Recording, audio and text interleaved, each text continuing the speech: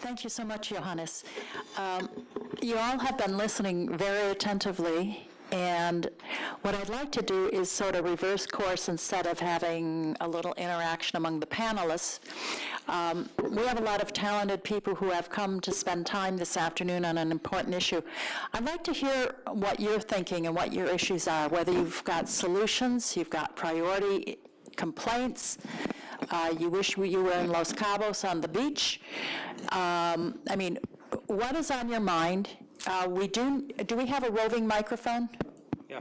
Okay, Nathan has the microphone, and we will, I'm going to take a batch of questions. I do ask you, please, for future generations, be clear about your name and organization, because posterity will have access to these video recordings. Keep them brief, because there are a lot of people here, and we all are very smart and opinionated, so go for it. Hi, my name is Rabina Reed. I work for the federal government, and my question is, how do, how will the G20 commit to reducing the problem of tax evasion and tax manipulation? And I credit Oxfam for taking this issue on and pointing out that the tendency to evade taxes has greatly contributed to poverty. It's the people who are the poorest who rely most on government-provided services. And the failure of governments to properly collect the taxes that support the programs that help the poor is a serious impediment to social equity, and I'd like to hear how the G20 would commit to that and support the programs that would enable the poor to succeed in life. Okay, thank you. Now, let me just throw in a commercial here. There is a coalition called the FACT Coalition that works on U.S. tax policy, which has an international or overseas component. FACT. Financial Accountability, Corporate Transparency. It was a great acronym decided at a beer party. And we work very, very hard. It's chaired by Tax Justice Network USA.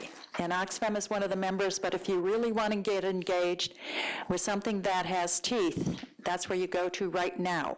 Don't ignore Oxfam, but right now, don't forget FACT. The next person way back in the corner. Karen Hudis, Legal Department of the World Bank X. I'm a fired whistleblower, and I'd like to say that there is an issue of transparency. It's being litigated. It's very much out there, and my question is really, how are you going to have accountability when there's an amorphous feast that migrates from one group to the other? I don't think it's an accident. I think it's a deliberate attempt to evade accountability. Okay, I like that. I love conspiracy theories. I don't know the answer to your questions. I think it's interesting. Never thought of it. Yes, ma'am. Nice and loud. Yeah, my name is Li Yang. I really don't understand. Are you associated with an organization, or are you here as an individual? I'm an independent TV producer. Okay. Yeah. For which, do you? Independent. Okay. Yeah. Thank you. But I involve a lot of activities about this type of forum. I really don't understand this panel, although have a different kind of presentation, but I don't think we address the real issues. How are we going to achieve our objective? What's really the objective? I think the objective is going to help the world or the country to develop income, equity, and everything, issues like that. But the problem now, we are just sort of exaggerate or expanding the problem, because you have a private partnership that is facilitate those criminal commerce, facilitate maybe IMF, World Bank, the problem. Why don't we really address that maybe a lot of civil organization, demonstration, their problem, you know, even they say the occupation just try to take away people's resources from other countries rather than help them the education, help them the food, everything like that. Okay. Thank you. You want to just hand it over to this gentleman on the front row. Who else is going to be? Who's going to be next? Do we have additional questions or comments? Oh, you guys are you awake? Anybody awake? Okay. Are you next? I thought you're just waving. Are you going to be next? Okay. Okay, Rodrigo Valderrama, Plantation International. The first question is for Tia Lee, and that is, have there been any specific proposals that the G20 have been considering or are considering now because now this whole recession thing's been taking a few years and there have been a couple of meetings. Is there anything concrete coming down the line that you know of globally? And for Mr. Bernardo Luskinski, is this G20 meeting in any way being used by Spain and Europe to pressure Argentina on the oil nationalization? Okay, some questions specific to Argentina. Yes, sir. Hi, my name is Ian. I'm a student at Stanford University and interning in DC right now with the think tank Center for International Policy. And I guess my question for the panelists, first, maybe for more of the economists or labor leaders here, is, I mean, we're taught and we read a lot about sort of the debate between austerity versus growth. And the argument is that by having a government having a credible plan for deficit reduction and to keep markets calm, that interest rates will keep low and that would help growth for a lot of countries in terms of savings and all that. So if we could comment a little bit on that. And then the second is also there seems to be a lot of sort of advocacy for a lot more protectionist measures in times of global financial crisis. But we have seen in the past that protectionist measures only pull the world down because we're such a globalized world now. So how can we balance protecting the interests of domestic workers and wages and jobs instead of sort of pulling everyone else down? Okay, thank you. I'm going to exercise my right as chair to ask a question. And I'm going to ask Johannes how we go after the U.S. elections and the German elections. What's the strategy? I'm ready to follow. Where are you leading? Okay, I don't see any more hands. So I'm going to start with Thea and then work down to Johannes again. And if we have more questions, we'll go in reverse order. Okay, Thea? Okay, thanks. And I'll take the last couple first, since they were directed more at me.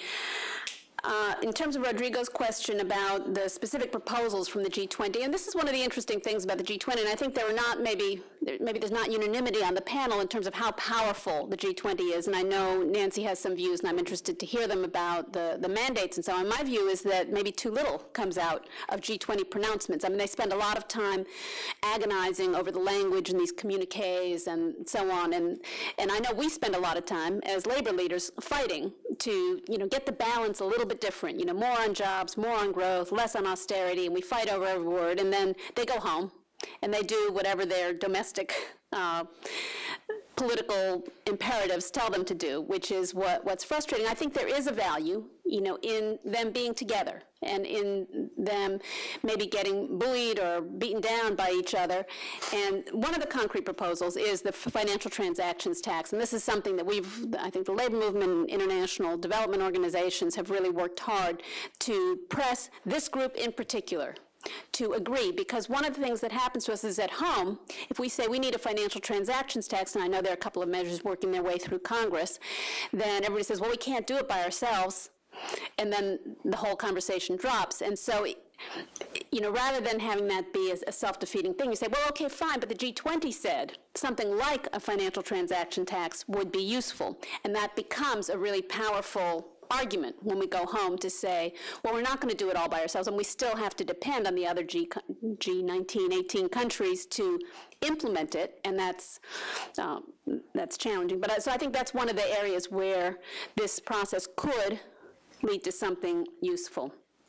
Ian's questions, I think, were really interesting. The first one about the conventional economic wisdom that governments need a credible plan for deficit reduction to keep markets calm and interest rates low. Well, interest rates right now, certainly in the United States, around 1.5%. You know, it's almost as though people are giving us money to spend. It's free. We could borrow money from the rest of the world essentially for free to fund infrastructure and the hiring of teachers and firefighters and nurses. And the fact that we aren't doing it is idiotic from an economic standpoint. You don't have to be a raving Keynesian to think that. It's just dumb. You know, we don't have inflationary pressures. We don't have high interest rates. The markets are calm. And part of what is, I think, you know, causing business to be unwilling to invest or the stock markets to be anxious is that there's no economic growth. There's no consumer demand, no effective demand out there.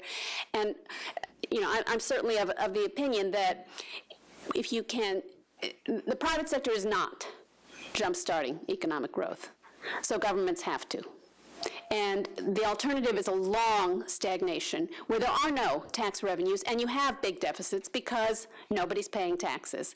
And if you can get economic growth started, and that can be a critical mass kind of process where once economic growth gets started, it can feed on itself. And then people are working, and then they're paying taxes, and then they're hiring other people, and then demand gets going. So that's really, I think, certainly my view, and I know economists don't all agree with each other, and you have a big left-right divide, but I think it's one of the most frustrating things about the political debate right now is that we can't talk about raising revenues, which is also one thing. You know, if you're worried about deficits, and I'm not saying that, you know, governments should run up unlimited deficits forever, but you need a credible plan in place. Part of it could be on the revenue side. So part of the credible plan to reduce the deficit would be letting the Bush tax cuts expire and having a reasonable plan in place to control health care costs. Those two things would be a credible deficit reduction plan, but we're not allowed to talk about tax increases, and there doesn't seem to be that much interest in the health care piece.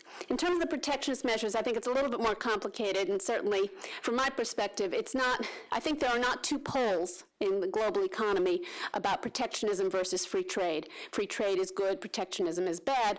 What we have, certainly the labor movement, the global labor movement has engaged in the trade debate over the last couple of decades to say we need a different set of rules, which is not so much about protecting the investment and the intellectual property rights and the financial flexibility of multinational corporations, but more about protecting workers' rights and environmental standards, and even having, you know, transitional programs built in for the inevitable displacements that will happen as countries shift around.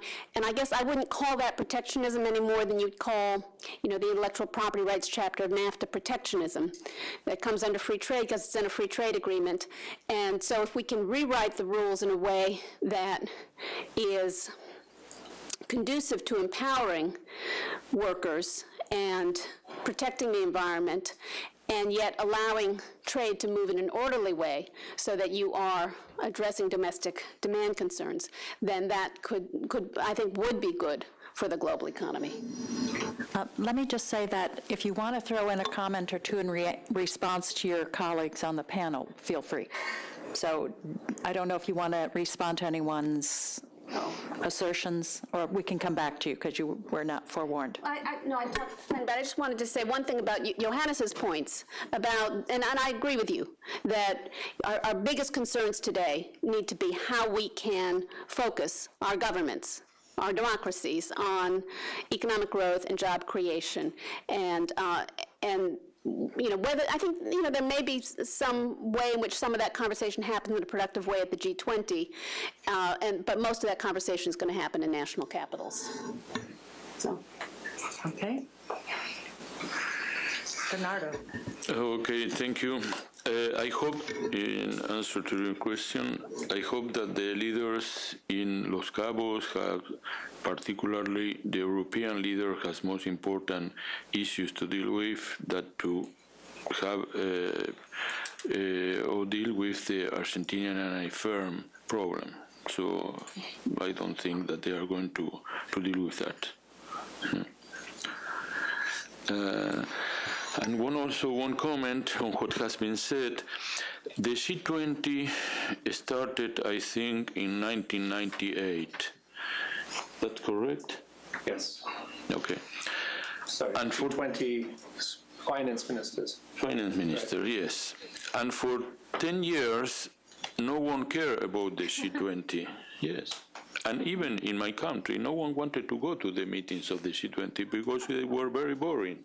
Yeah?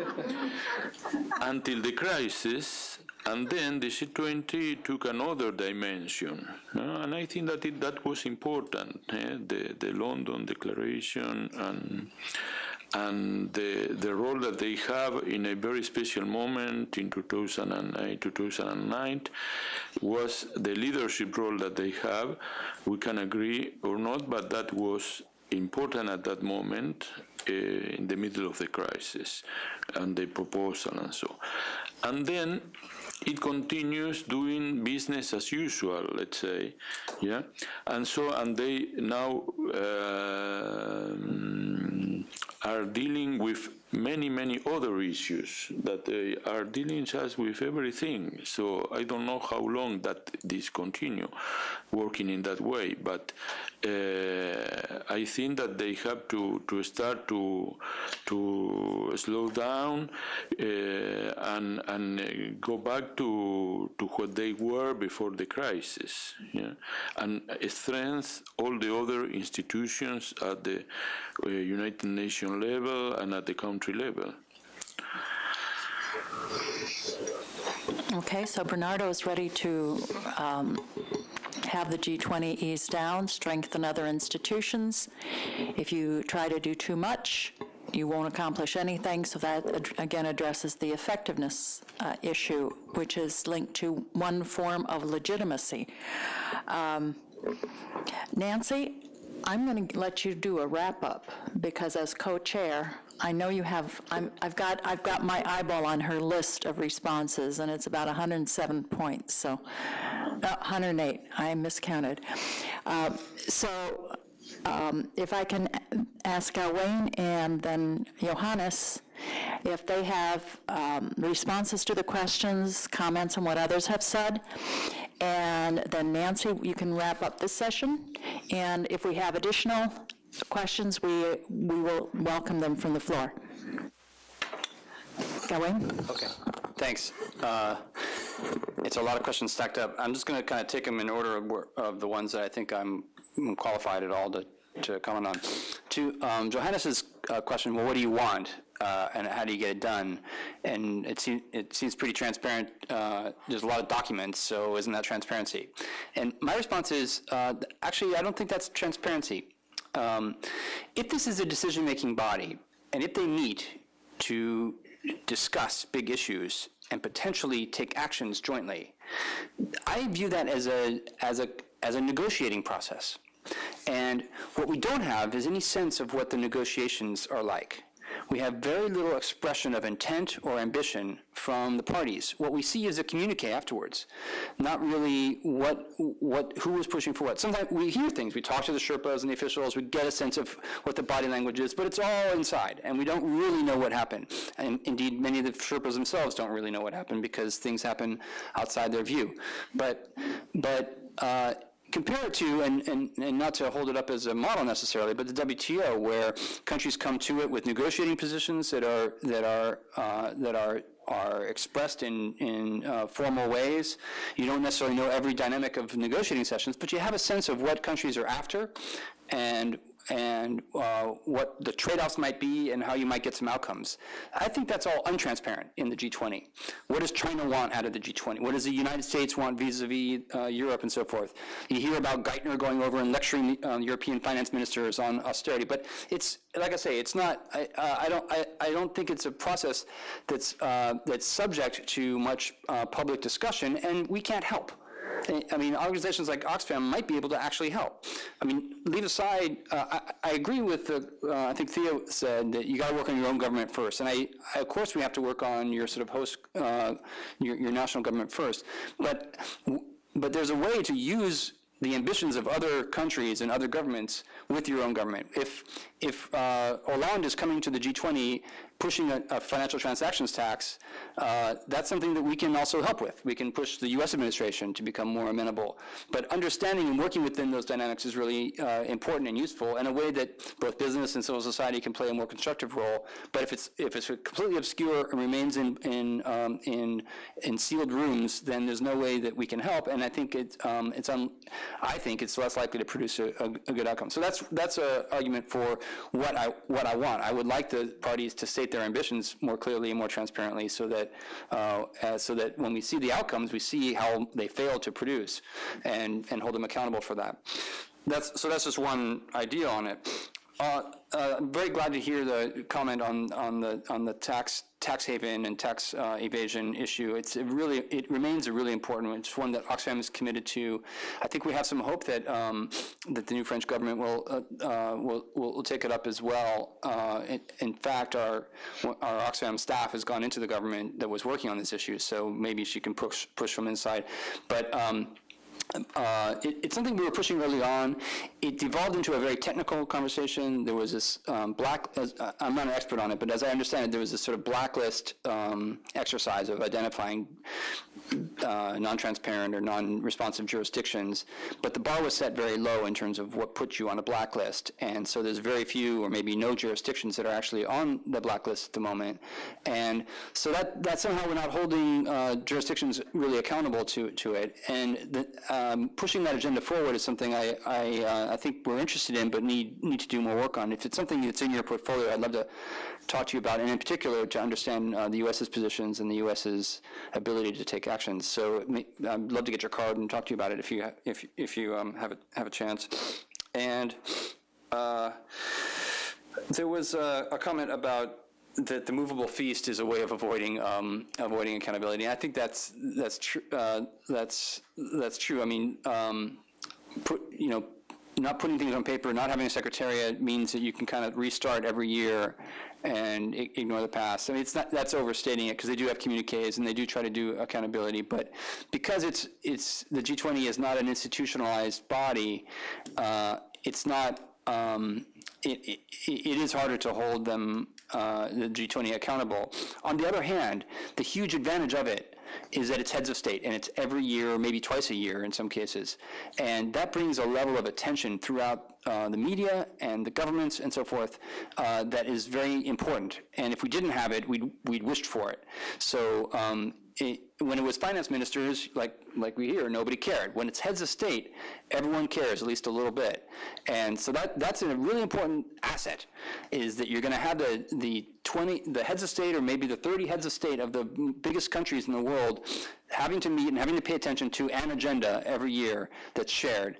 And so that's every year an opportunity to try to make some change. So the trade-off is there, but I think having heads of state is something to remember, that all these heads of state have to pay attention at least once a year to these issues. Okay, I'll stop there. Dennis. Thanks. Maybe just to say that I agree with Bernardo that the focus should be narrow and stay narrow than it has been, rather than continues expanding. And I recently wrote a little piece on the Brookings website on this topic. But I also appreciate Gawain's efforts to be specific. I think more transparent statements of intentions going in would be desirable. The question is, how do we get there? And again, it takes you back, and this is the conundrum we face. The G20 is a club. It doesn't have a constitution, doesn't have a legal framework, doesn't have anything. It just is a club. And basically, it's the members of the club that determines the rules of the game. So how do you change the rules of the game? Only by getting the members of the club to change them. And that takes you back to the national, unfortunately, to the national context. You can also, of course, in the global environment, you can get voices out there. And so let's do that and figure out how to do it. And I hope Nancy will tell us what are some of the ways we can do that. Certainly be good to do it beyond this particular room. I think that one specific proposal that Thea mentioned was to have ministers of labor there. Well, I think that's a very good proposal. Apparently, somebody put it up, and it actually worked. And maybe there are other similar proposals that we can actually put out there, and the more specific, the better. But let me come back to your point, your question, I guess, challenge to me, what would I tell the U.S. or the German electorates? Unfortunately, I'm disenfranchised in both countries, so I don't vote, so I tell you guys, go out and vote, and tell everybody else and vote the right way, of course.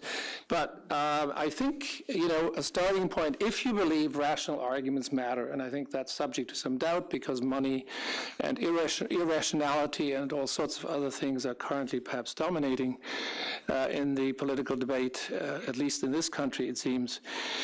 But if rational arguments matter, I would say go back to a fascinating set of graphs that I happened to run into, and I think it was in the New York Times about 5 days ago, that showed the G7 GNP since 2008 to today, the pattern, the sort of down and up for the G7, the 7 biggest economies, biggest economies, Western economies, plus I think it was 7 or 9 bigger European economies.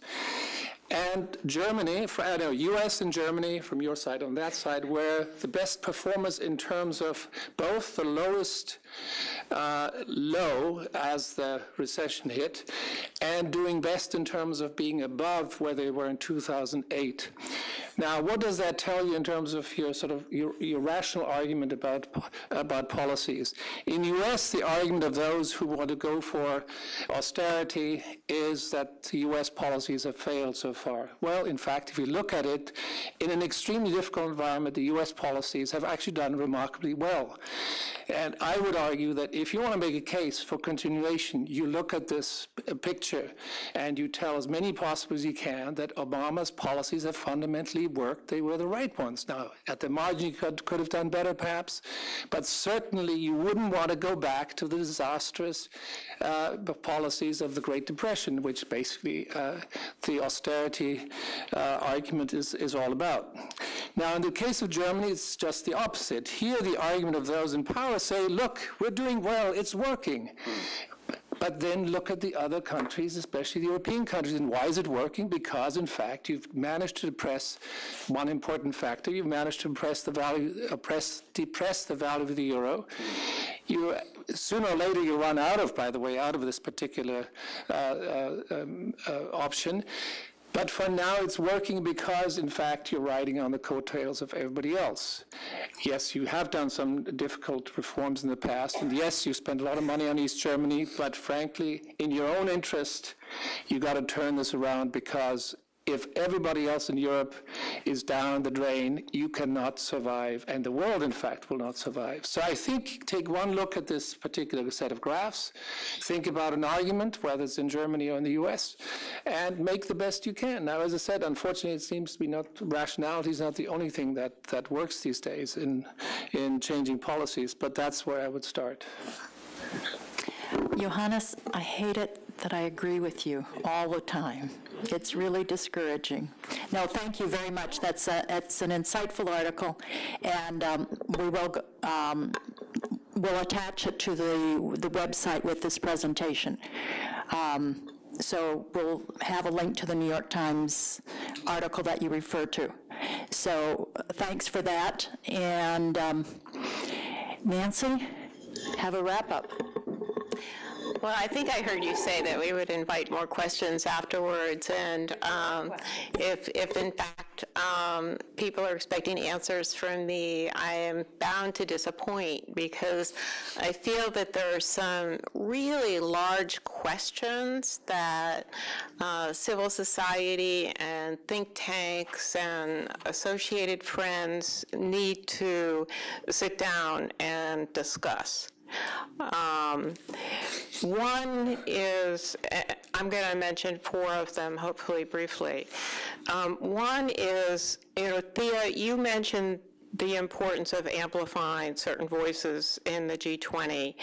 And, the G20 is, like I mentioned, a sun with more and more planets, and the planets have moons, and the moons have children, and it's just mushrooming And, speaking to like the Mexican government, they're just losing their minds trying to listen in good conscience, because I agree with some, but not all, of what Gawain said about the, quote, model, unquote, of Mexico. And, when the United Nations meets in September in the General Assembly, I think the number one issue on their agenda will be global governance. And I mentioned to the Secretary of Agriculture in Mexico a few days ago that I found it really problematic that of the 10 international institutions that attend the G20, only 2 have permanent memberships, and they are the heads of the IMF and the World Bank. So the United Nations is there at the whim of the host country. And host country practice is going to evolve really quickly. Next year, the summit's in Russia, then Australia, then Turkey. Some of you may have seen the announcement that was just made a couple of weeks ago, a couple of days ago, by Australian Aid, where they said, business has too much influence in the G20. We are going to make a civil 20 like you've never seen before.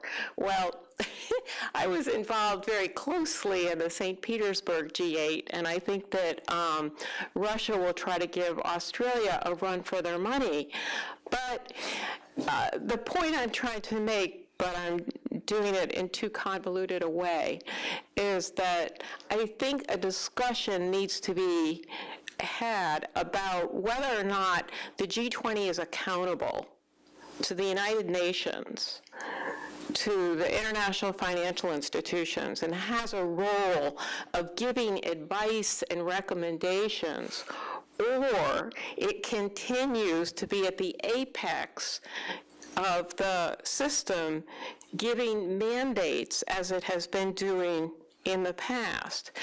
And it scares me to see all of the rabbits having babies, around the G20, all the, the proliferation of bodies that the G20 is supposed to listen to.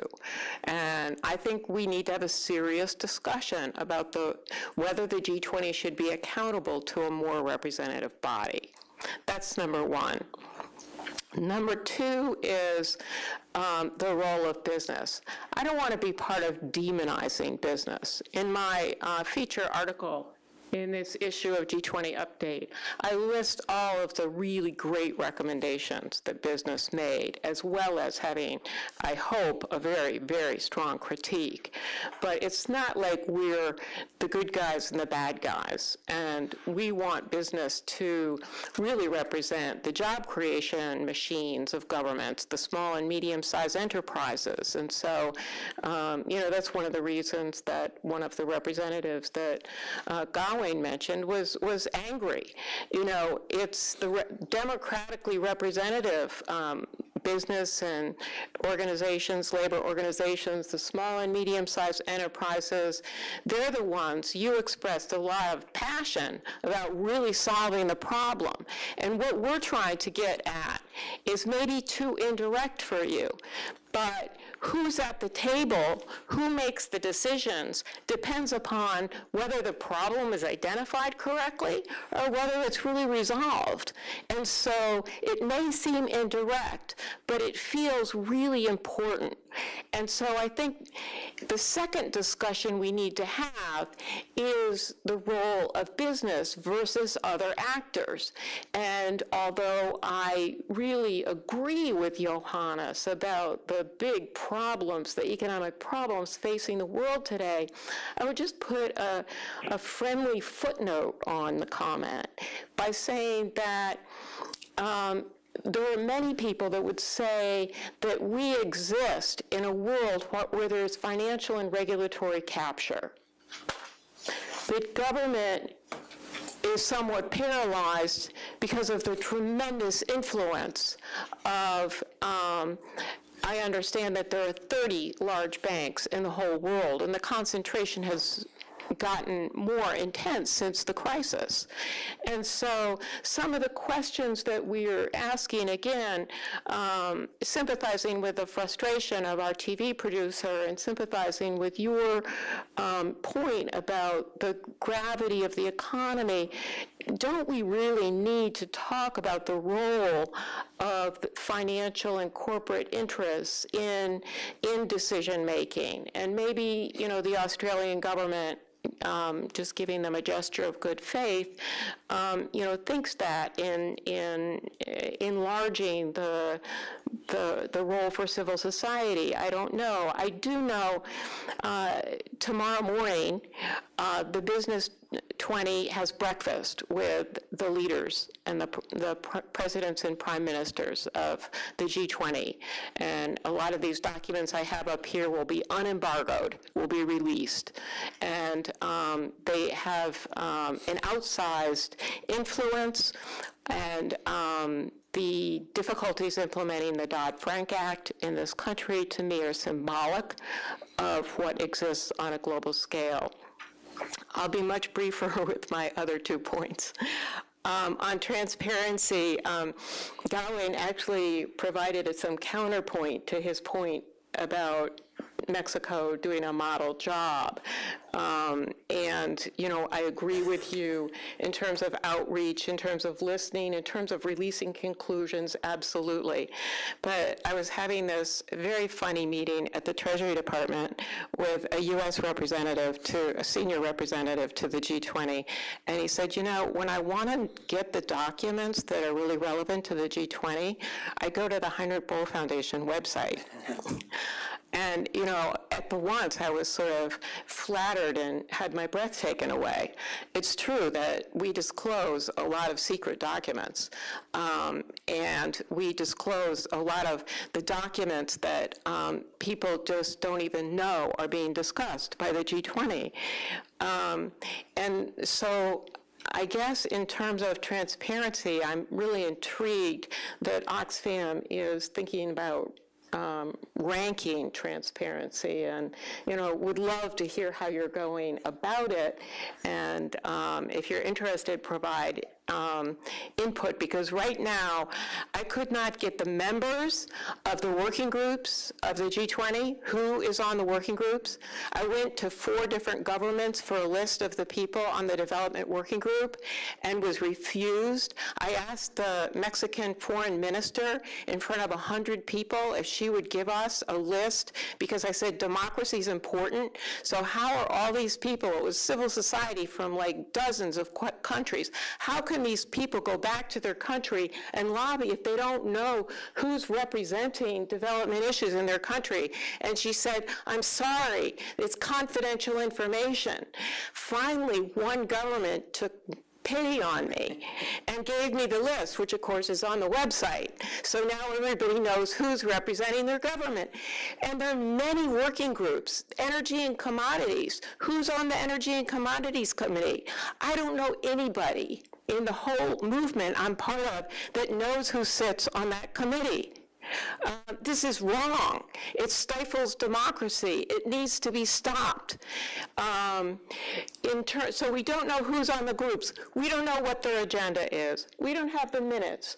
The Minister of Finance of Mexico, I asked him, I said, you know, commodity price volatility, are you guys going to study this for 6 more years before you do anything about it? He said, well, it's true. I do have another study coming out at Los Cabos, but I'll make the terms of reference public because we want to know what you think. Did they ever become public? No. No.